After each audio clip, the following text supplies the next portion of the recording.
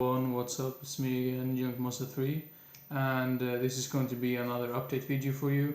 I know for sure I've had I think I have like one or two more update videos that I still haven't uploaded yet, like older ones that I sort of forgot about. So those are probably going to be uploaded as soon as possible as well. And of course I've talked about like a top 10 list because in some of my recent videos as well, because I haven't not watched, but I haven't made a top 10 video in quite a while, and I sort of feel the need to do it because it was a while ago and I want to do another one of those top 10 videos. I'm not gonna say what type of like genre or like what type of top list that's gonna be, but that's definitely gonna be horror related, that's for sure. I'm not gonna say any more than that, but now I've been talking for almost 1 minute in this like intro or whatever. So yeah, whatever. Now it's time for the update video, and I decided to start with the non-horror films and then move on to the horror films. So yeah, the first couple of films here are either like comedy or like action, or yeah, I think it's mostly action in this, but yeah, whatever. Oh damn, sorry, it's my allergies. It's just killing me. Um, First up, we have a double bill or like a double pack or whatever with two films, An American Tail and An American Tail 5 Goes West. I've never seen this one before. I'm just assuming this is like a sequel to this one. This one, the first one, An American Tail, I know that I watched when I was like really, really young. I can't remember that much from it. But if I remember correctly, I think I really enjoyed this with the film, and I really enjoyed this cat. I believe I'm not really sure what the character name is, but that was like ages ago. So I was like, I recognize this. I really need to check this one out again. And of course, it's directed by Don Bluth, who I think is very underrated in general. And in these days that we live, I mean, in these Disney days when they're making remakes after remakes and reboots after reboots, that's just really irritating. So I'm really, I feel the need to watch some more Don Bluth films just for fresh air. So yeah, An American Tail and An American Tail 5 Goes West. Then we have a film which I picked up because it looked so stupid and hilarious at the same time. I'm not really sure, maybe this is a really terrible film, but apparently it's directed by Corey Feldman, and it also has Corey Haim in it. A film in the late 90s, I believe, called Busted. This looks so stupid and hilarious, I just had to pick it up. It feels like it's that case with many of the Coreys, I mean, these films, that they are either hit or miss, I believe, or maybe it was just that they got worse and worse for each passing year that went by. But yeah, then again, I can't say that much about it because I've only seen some of the ones from the 80s and some of them in the early 90s, I believe. So yeah, but anyway, Busted. Then we have a martial art film, I believe. I thought this looked really interesting. I've been wanting to pick this one up for quite a while, but for some reason I never did. But I saw that this movie was going to go out of print, so I was like, I really need to get this before it goes away forever, because some of these films that are like import films that they sell here in Sweden, they tend to be really, really hard to come across later on. So yeah, but the movie is Fighter in the Wind, like some Japanese or Korean type film, because it actually says here on the back Korean and Japanese with English subtitles. So yeah, Fighter in the Wind. I think that's known under some other title as well, but I can't remember it at the moment. Then we have another film which I've been wanting to see for such a long time, and I'm a big fan of this actor in this film. Maybe that's one of the main reasons, and it takes place in this like school environment, like corrupt schools or like corrupt schools with gangs and stuff like that. I mean, sort of like Class of 1999 and Class of 1984, I believe. I think it's more Class of 1984, but the film called Substitute with Tom Berenger.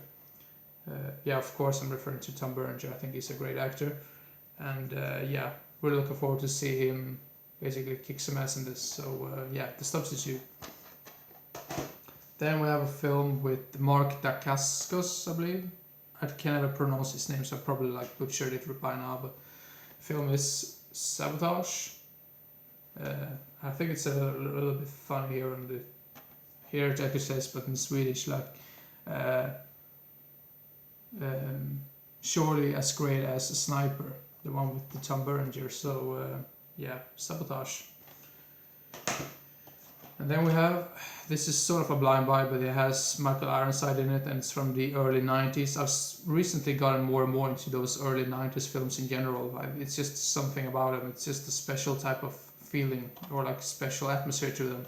Some of them are really stupid and bad, but some of them are just really so bad it's good as well. So you never know what you're gonna get. So, but the movie is Forced to Kill. I really like the films that this company like releases. I mean, Replay. I'm not really sure if the company is called that, but those films with that logo on the bottom, I really tend to enjoy some of those, because some of those are like low budget, schlocky, like movies, action movies in general. So yeah, Forced to Kill. Then we have a film which I'm like, oh my god, this cover art is just hilarious and awesome at the same time. It has George Kennedy and Brian Thompson and Oliver Reed in it. Hired to Kill. Just look at that cover art. And if you can tell, I think this is like an older release as well, just because of that older like 18 logo, or like the 18 rating right there. Yeah, 2001, so this is a really old DVD release. I'm not sure if this movie has any other DVD release, but yeah, Hired to Kill. Then we have a film with that guy from The Goonies, the guy who plays Sloth. Apparently he did like an action film, and I think this was maybe 1 year or like just a couple of months before he passed away. Not too sure what he died of. I think it was like a heart attack or something, but One Man Force. So yeah, late 80s awesomeness probably. So also has Ronnie Cox in it, so yeah, can be interesting. So yeah, One Man Force. Now I really need to speed up, because damn, I've almost talked for 7 minutes now. Then we have a film called Sword of Honor. Once again, these guys that releases, I mean that logo, not that releases the logo, but the ones that are responsible for this release. I'm really more interested in some of these releases in general. So yeah, Sword of Honor. I think that's another film which has like numerous of other titles, but whatever. Then we have this is like a blind buy. I only picked it up because of Ron Perlman in it. 5 Girls, can be good, can be bad as well. I'm not really sure, but yeah, 5 Girls. With a very clever 5 on the front. Looks really stupid. Then this film, I know for sure that I think I had, or maybe I gave it away or something, but I remember I did not care about this movie at all the first time I watched it. But then I thought for myself, well, I've seen so many really, really terrible films in the last like 1 or 2 years. So I'm like, maybe this isn't as bad as I remember. So I actually picked it up again, but this is like a Code Red release. And yeah, that's another reason why I picked it up. Night of the Demon. Some killer Bigfoot film, I remember, if I remember correctly. So yeah, really need to rewatch it, because I remember that I didn't like it the first time around, so maybe I'll like it much more this time. So yeah, Night of the Demon. Then this one, I was like, well, this looks hilarious and really stupid at the same time. And apparently this is a limited edition, only limited to 250 copies. And this is like a German hard box, or like a hard, I'm not really sure if you call it hard box, but I'm not too sure if this is like the very like only DVD release this movie has, but I'm not really a big fan of like hard boxes in general. I just basically pick those up if I can't find a film in any other format, or like in any other way. But yeah, the film is called The Sleeping Car. Just look at that cover art. I think it's a little bit hilarious as well, but it's called A Sleeping Car, but there's like a train there on the front cover, so yeah, you never know. Then we have Outpost 2. I remember I have Outpost 1, but that one I have not seen in maybe 7 or 8 years, if that's even, yeah, maybe 8 years. So yeah, Outpost 2. And then I also had to pick up Outpost 3, Rise of the Spetsnaz. So then we have a Arrow release of, I think this is like a Giallo. Well, it does have Sybil Danning in it, and it also has that, what's her name? Barbara Boucher? I can never pronounce her name, but The Red Queen kills 7 times. Just look at that cover art. I really love that. I'm not too sure if that's like the very original cover art or if it's like a new, like remastered, not remastered, but a new artwork in general. But yeah, I really like that cover art in general. Really creepy in my opinion. So yeah, the Red Queen kills 7 times. Then we have a Korean horror film about like some killer boar, I believe. Shaw. This time mankind is pork. Shaw. The reason why I don't speak that much about these films is because I've talked for like 10 minutes right now, so that's the reason why I try to speed up a little bit before you get really bored.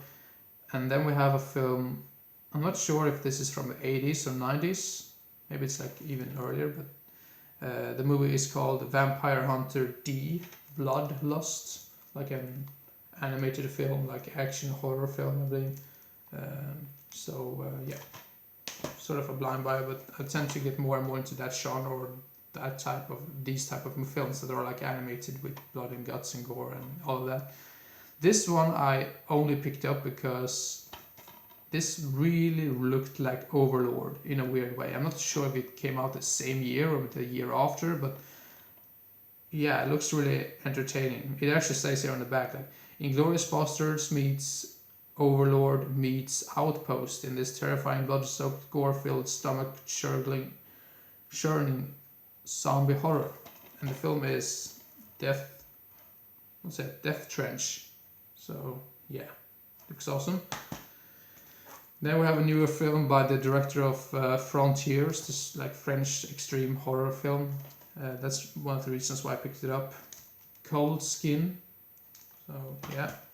The Lost films are, okay, this film I've actually seen, but I remember that I didn't care that much for it, but then again I wanted to complete the entire series. Resident Evil Retribution. I have seen the final chapter, which is called, I saw it in the theaters. I didn't think that was the worst and not the best either. I would say this one and Afterlife is probably my least favorites in the entire series, but this one is still much better than Afterlife in my opinion. I remember that I did not like Afterlife at all. Way too many slow-mo sequences and way too, it just felt like they really made that film just because of the 3D gimmick, which was really popular at the time. But yeah, Resident Evil Retribution, gonna be interesting to check this one out again. And then I picked up this one. Now I have the entire series of this. Underworld, The Blood Wars. I remember I did not care that much for the previous one. I think that was directed by 2 Swedes, by the way, which is really weird. I really liked the first 2 films. After that, I felt they sort of went, not bad, but they were not as interesting anymore. So yeah, but anyway, Underworld, Blood Wars. Now I've been talking for almost like 14 minutes now, so I'm just gonna end the video right away. So yeah, keep your eyes open for the next video. I think that probably might be another collection overview video. I think I maybe have 3 or 4 parts left of that, if I remember correctly, or if I just try to guess. So yeah, but anyway, hope you enjoyed and didn't get bored, and I hope to see you again as soon as possible. So see you next time. Bye bye.